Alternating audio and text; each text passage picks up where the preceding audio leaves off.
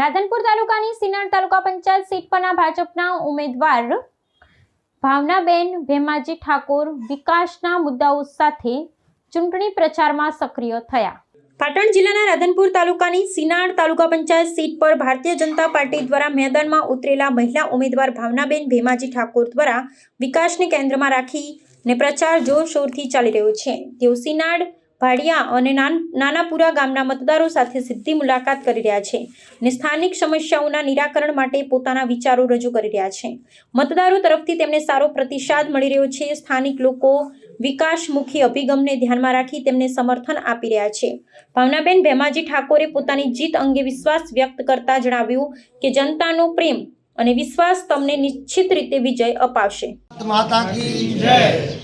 અમારે આમ તો સિનોર સીટ ઉપર ભેમાભાઈ અને એમના ધર્મપત્ની સાથે એમને ટિકિટ મળેલી છે, એટલે સૌ ગામનો સાથ છે અને શંકરભાઈ અને મોદી સાહેબે વિકાસના કામો ઉપર દોર લીધેલો છે, એટલે તમામ અમારા ત્રણે ગામ નાનાપુરા, ભાડિયા અને સિનોર આ ત્રણેય ગામ વિકાસના દોર ઉપર ચાલવા માટે બહુ જંગી મતીથી ભેમાભાઈને જીતાડવા માટે કોશિશ કરે।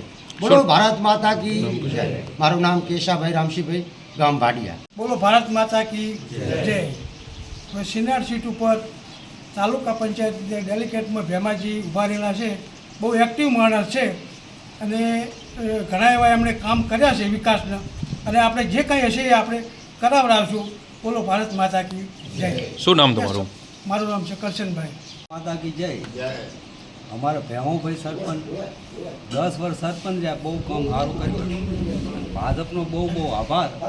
ભાડિયામાં અમને ટિકિટ આપી, કેવા કામ કરશે? બહુ વિકાસના કામો કર્યા અને હજુ પણ કરશે, બહુ મતીથી અમે જીતાડીએ।